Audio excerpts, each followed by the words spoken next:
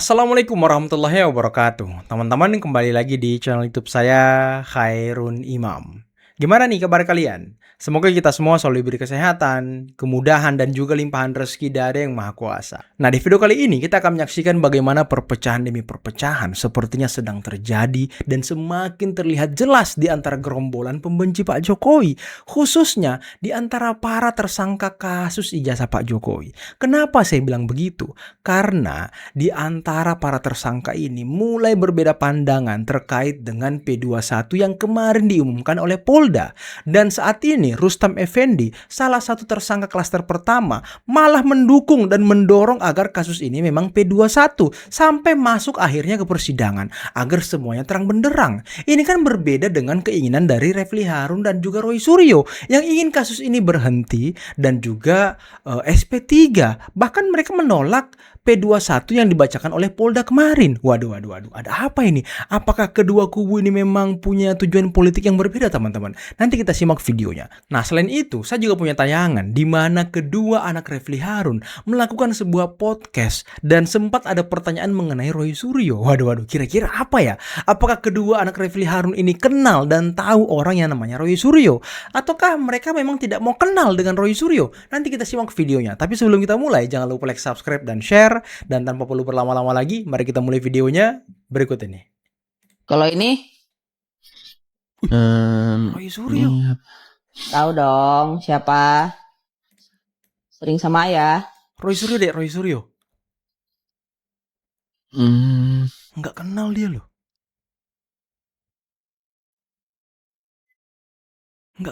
loh.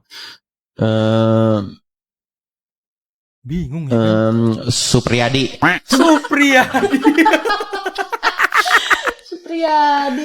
Bukan Bang Roy Kiyoshi. Oh, masih pernah sering dengar. Sering kesini juga. Roy Sakti. Roy Aswendi. Roy Aswendi. Lu tuh ngarang-ngarang nama gitu dari mana sih, Bang? Roy Aswendi. Roy Suryadi. Roy Suryantoro. Roy Suryo. Ini orangnya. Tapi sebenarnya ya, anak dari Refly Harun ini sudah tepat. Mending ada itu jangan mengenal yang namanya Roy Suryo. Karena omongannya tuh waduh jelek banget. Pokoknya pikirannya itu selalu negatif terhadap seseorang. Jangan. Mending Anda mengenal yang namanya Bapak Joko Widodo, Presiden ke-7 Republik Indonesia. Mending itu. Ya walaupun di salah satu podcast beliau, anaknya Refly Harun juga waktu itu ditanyakan, tahu nggak presiden sekarang? Beliau malah jawabnya siapa ya? Sandiaga Uno atau siapa gitu. Beliau juga kurang tahu, teman-teman. Tapi ya sangat wajar karena memang beliau ini kan anak spesial. Dan sekali lagi saya mengapresiasi Refly Harun, seorang ayah yang luar biasa yang bisa merawat anak spesial yang dititipkan oleh Tuhan kepada beliau. Dan ya kita nggak boleh memaki-maki, mengolok-olok anak orang, teman-teman. Jangan, karena ya kita juga kan tidak mau kalau anak kita diolok-olok. Nggak boleh, teman-teman. Nggak boleh ya. Kalau untuk saya, tanggapan P21 yang diumumkan kemarin oleh Polda Metro Jaya nggak terlalu penting gitu loh. Karena apa? Karena kalau memang harus maju ke P21 ya silakan. Artinya kita akan lihat asal ijazah ini benar-benar dihadirkan gitu loh. Betul. Jangan sampai nanti ketika di persidangan nggak ada ijazah. tidak ada ijazah. Betul, atau saya sepakat juga. Jokowi tidak datang. Iya. Itu permasalahannya. Menurut saya kalau memang harus ada P21 Harus datang ke silakan aja, yang penting Jokowi jangan nanti alasan keliling Indonesia gitu. Dan menurut saya memang harus P21 agar membuktikan kalau, tapi keaslian ijazah itu jangan dilarikan ke pencemaran nama baik dengan kembali seperti halnya peristiwa Bambang Tri. Nah, kalau itu terjadi artinya inilah kriminalisasi yang dilakukan oleh Jokowi dan institusi Polri. Nah, kami merasa dikriminalisasi pasti akan melawan, dan dengan dukungan juga mama di belakang kami gitu loh. Artinya kalau memang itu ada P21 versi si Polda Metro Jaya nih yang sudah limpahkan ke Kejati. Nah, apakah Pak Rustam sudah berkoordinasi dengan tim hukum, langkah hukum apa nanti yang akan jika kasus ini akan dipersidangkan? Nah, sebelum kita ke Rustam ya, saya agak sepakat tadi apa yang dikatakan Rustam Effendi. Kasus ini harus sampai ke pengadilan, harus P21 agar masyarakat sudah bisa melihat ijazah asli Pak Jokowi di pengadilan. Karena Pak Jokowi sendiri sudah berjanji akan hadir di pengadilan membawa semua ijazahnya dari SD, SMP, SMA, bahkan ijazah kuliah. Dan ijazah S1 Pak Jokowi dan juga ijazah SMA itu kan sudah disita oleh Polda Metro dan menjadi barang bukti atau alat bukti teman-teman. Dan nanti akan dilimpahkan ke kejaksaan.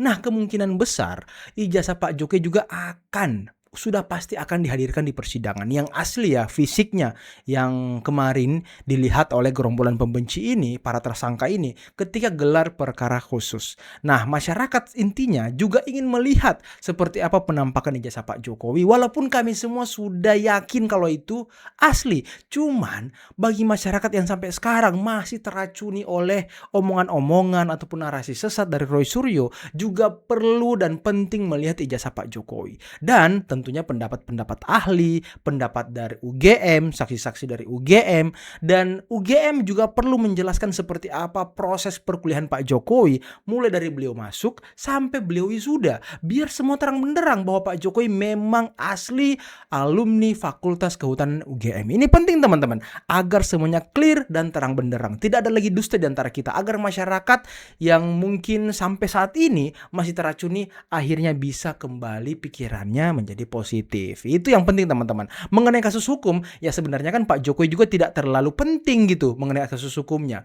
Bahkan beliau waktu itu kalau nggak salah tahun kemarin itu disampaikan oleh Bung Rifai kalau Pak Jokowi itu ingin agar para tersangka ini dihukum seringan-ringannya. Karena Pak Jokowi sendiri hanya ingin menggunakan pengadilan ini sebagai pembuktian mengenai ijazah beliau asli atau palsu. Karena kan beliau juga bingung, kok ada orang-orang menggunakan atraksi IT kemudian mengatakan ijazah saya palsu. Nah, gimana caranya nih? Berarti memang harus masuk ke pengadilan, teman-teman. Oke, sekarang kita dengarkan apa kata Rustam Effendi lagi. Jadi gini, nanti insya Allah jam 1 ini ada konferensi pers bersama tim kuasa hukum ya.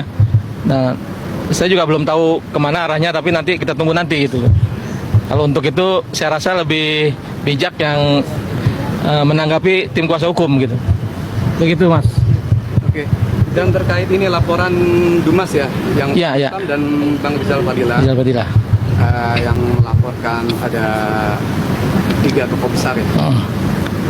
Nah, itu bagaimana kelanjutannya? Apa sudah berjalan ke sini? Jadi insya Allah besok sekitar jam 1:30 kami akan hadir lagi ke Bareskrim untuk memberikan data-data terbaru yang kami dapat mengenai pembuat ijazah itu. Yang salah satunya adalah si Eko Sulistyo, Eko Panjul, Praktikno, Jokowi, dan Pasar Pramuka. Nah, kita tunggu besok. Saya bersama Bang Rizal Fadila, Bang Heru akan ke Bareskrim, didukung juga dengan Mama ini untuk meminta kepada Bareskrim menyelidiki, memanggil nama-nama yang kami ajukan ini. Karena ini orang-orang ini berpotensi besar mereka terlibat dalam pembuatan dan pemakaian ijazah ini di UGM maupun di Pasar Pramuka, yang salah satunya digunakan oleh Jokowi ketika maju di Gubernur DKI dan Pilpres. Kira-kira begitu Mas. Nah, ini Pak Rustam, kan si Bang Rizal Fadila kan sempat menyinggung ya misteri 8 orang penangkapan atas tragedi Pasar Pramuka. Nah, itu apakah ada kaitannya dengan kasus ijazah Jokowi ini? Ya, kalau menurut keyakinan saya dan Bang Rizal Fadila itu pasti ada hubungannya, karena kan memang orang-orang ini ditangkap ketika dia bekerja di Pasar Pramuka, sedangkan Pasar Pramuka itu adalah tempat pembuatan banyak hal, bukan hanya ijazah saja. Dan yang lagi ramai hari ini kan ijazah Jokowi itu diduga dibuatnya di Pasar Pramuka. Jadi kami meyakini orang-orang ini salah satunya pasti ada yang terlibat.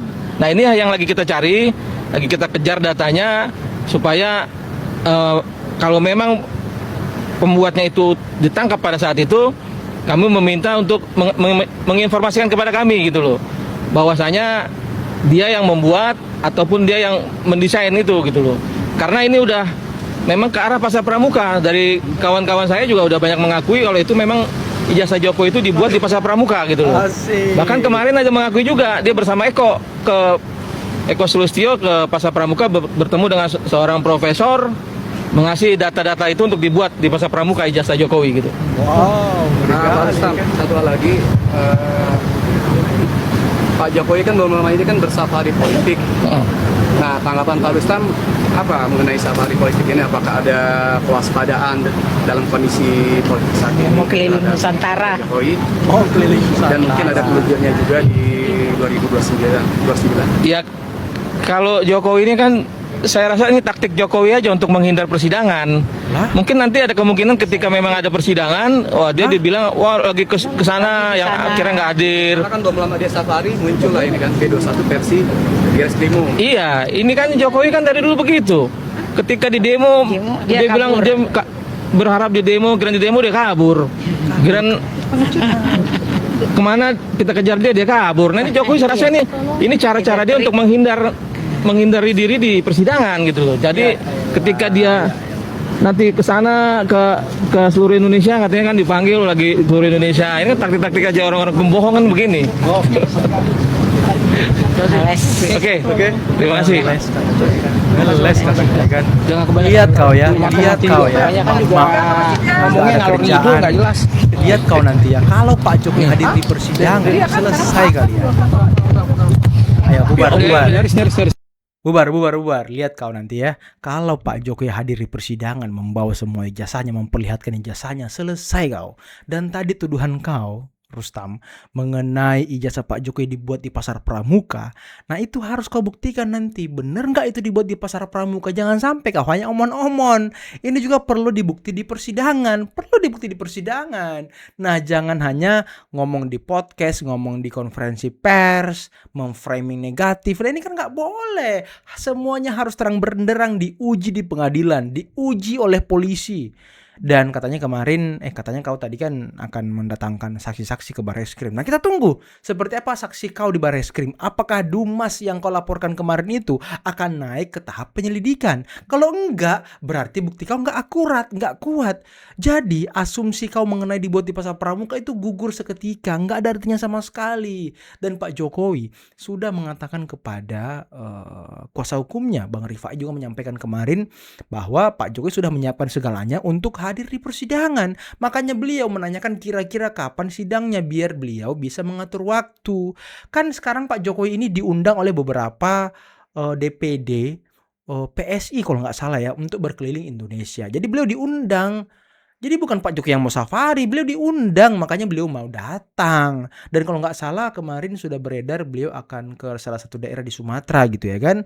Nah di sana beliau juga kalau nggak salah cuma 3 hari. Jadi Pak Jokowi ini bakal hadir di pengadilan, tenang aja. Kalian tunggu aja Pak Jokowi. Nanti kalau Pak Jokowi hadir di pengadilan, pingsan kau sana ya kan. Baiklah, terima kasih, selamat siang. Kita bersyukur apa yang menjadi berita-berita yang viral selama ini bahwa tidak akan ada P21, sementara saya menyampaikan P21 itu 1000% itu ada. Nah, hari ini dibuktikan telah terjadi rilis pada siang hari tadi ya. Halo? Iya, Bun. Ya, pada siang hari ini sudah rilis dari Polda Metro Jaya bahwa P21 itu sudah ada. Betul. Iya. Nah, disinilah yang saya mau seperti apa saya memberikan apresiasi. Apakah saya gembira, senang, apakah saya harus sedih? Karena di sini omongan yang mereka, tudingan-tudingan yang mereka ucapkan kepada saya itu luar biasa. Saya nggak mungkin lah mengada-ada gitu. Sebenarnya P21 itu sudah 2 minggu yang lalu. Kalau nggak salah saya 2 minggu lalu. Sekitar tanggal 8. Wow, udah lama juga. Jadi gini, saya tidak menyerang PSI. Jadi sama sekali tidak benar kalau dikatakan saya cakar-cakaran dan membongkar kebusukan atau kotak Pandora PSI dan Jokowi. itu cuma fitnah yang disebarkan oleh kaum anti Jokowi. Mereka berharap bahwa kemunduran saya merupakan bukti tentang betapa bobroknya PSI dan Jokowi. Dan mereka berharap bahwa ini akan mengurangi popularitas PSI karena PSI pada dasarnya adalah partai yang memang berpotensi mencapai kejayaan pada 2029 nanti. Sepakat. Tapi disitulah persoalan politik Indonesia saat ini. Terlalu banyak orang, bahkan orang besar dari partai besar sekalipun, yang merasa berhak untuk menyebarkan fitnah tanpa landasan akal sehat sedikit pun. Mereka ini tahu bahwa dunia digital, dunia maya dipenuhi oleh sumpah serapah, kebencian dan kebohongan. Karena itu mereka merasa juga harus memeriahkan suasana dengan sampah yang lain. Tapi emang ya, sekarang kalau kita lihat banyak sekali para pembenci Pak Jokowi, orang-orang yang tidak senang dengan Pak Jokowi dan juga tidak senang dengan PSI, memframing dan juga menggunakan dalam tanda kutip Ade Armando untuk menyerang PSI dan juga Pak Jokowi. Waduh. Berharap Pak Jokowi akhirnya tidak bergabung ke PSI dan juga PSI akhirnya tidak menjadi apa-apa di tahun 2029. Waduh, itu harapan mereka. Karena mereka takut kalau partai yang didukung Pak Jokowi itu sampai bisa menjadi besar, bisa menjadi terkenal, bisa masuk parlemen, dan mungkin bisa saja menjadi partai 5 besar di parlemen di Indonesia nantinya. Ini kan luar biasa. Apalagi kalau kita lihat ya, beberapa komentar-komentar dari kader Banteng itu sudah mengatakan, bukan sudah mengatakan sih, tapi sudah menampakkan gestur yang waspada, yang panik. Ya, mereka mengomentari mengenai legasi Pak Jokowi, mereka mengomentari mengenai ijazah Pak Jokowi yang sama sekali tidak ada irisannya dengan rencana safari dari Pak Jokowi. Bahkan mereka mengatakan Pak Jokowi akan safari karena ingin mempertahankan kuasa keluarga. Aduh. Padahal ya, Pak Jokowi hanya ingin menghadiri undangan dari daerah-daerah ataupun kalau nggak salah Dewan Pimpinan Daerah dari PSI yang memang mengundang beliau. Seperti di Cirebon, itu kan waktu datang ke rumah Pak Jokowi sudah mengatakan kalau Jawa Barat sudah akan mengundang Pak Jokowi hadir di Cirebon. Nanti akan ada parade gajah, ya kan. Nanti di Sumatera beliau juga sudah diundang. Nah, ini kan undangan dari DPD PSI, jadi tidak ada yang salah. Juga ada yang mengatakan, wah, Pak Jokowi akan keliling Indonesia, anggarannya dari mana? Pasti dari oligarki, pasti dari pacok. Aduh, gimana ya? Logikanya gini loh. Kalau kita ngundang orang, misalnya contoh PSI ngundang orang, PSI Sumatera mungkin ngundang Pak Jokowi, ya otomatis yang menyiapkan segala sesuatunya, mulai dari pesawat, mulai dari penginapan, konsumsi, pasti ya tuan rumah, bukan Pak Jokowi. Jadi tuduhan mengenai Pak Jokowi ingin mempertahankan kekuasaan keluarga itu sebenarnya tidak berdasar, apalagi pemilu masih lama, ya kan. Apa salahnya sih Pak Jokowi menemui rakyat, menemui masyarakat? Sama seperti yang terjadi di kediaman beliau sekarang. Banyak masyarakat yang datang ingin ketemu beliau, ingin bersalaman, ingin bersuah foto, ingin mungkin meminta saran, meminta masukan. Kan baik, positif. Yang penting kan selama ini beliau tidak pernah menghasut masyarakat, tidak pernah mengajak masyarakat untuk membenci pemerintah, menggulingkan pemerintah, nggak pernah sama sekali. Malah beliau mengajak masyarakat dan relawannya untuk terus menjaga pemerintahan ini agar tetap berjalan dengan baik sesuai dengan semestinya. Itu pesan Pak Jokowi kepada kami semua. Jadi nggak ada tuh perintah Pak Jokowi untuk merongrong pemerintah, nggak ada sama sekali. Bahkan beliau ingin menenangkan masyarakat, ingin membuat masyarakat menjadi mungkin tidak terlalu terbebani oleh isu-isu mengenai negara, isu-isu. Dengan kehadiran beliau di tengah-tengah masyarakat, ini kan luar biasa. Secara tidak langsung beliau membantu Presiden Prabowo. Jadi udahlah, jangan memframing yang tidak-tidak. Tapi mengenai kasus ijazah Pak Jokowi, ini semakin menarik, teman-teman. Ini sudah mencapai babak akhir dan sebentar lagi akan masuk ke persidangan. Ya, kemarin Polda dengan terang dan jelas mengatakan ya sekarang kita sudah berkoordinasi dengan kejaksaan untuk pelimpahan bukti yang disita, apalagi ya, dan juga tersangkanya. Nah, ini semua mau dilimpahkan ke kejaksaan dan kami berharap Ketika nanti pelimpahan ini terjadi, Roy Suryo, Tiva, dan juga para tersangka lainnya ikut diborgol pakai rompi oren dan dijebloskan ke penjara kejaksaan. Biar dia nggak kemana-mana lagi, biar dia tidak tampil di TV lagi, tidak tampil di podcast lagi, menyebarkan omon-omonnya, menyebarkan narasi liarnya, meracuni pikiran masyarakat dengan penelitian abal-abal yang dia lakukan. Jangan sampai. Oke teman-teman, mungkin cukup sekian dulu video kali ini. Jangan lupa like, subscribe, dan share videonya. Akhir kata, billahi taufiq wal hidayah. Assalamualaikum warahmatullahi wabarakatuh. Bye-bye.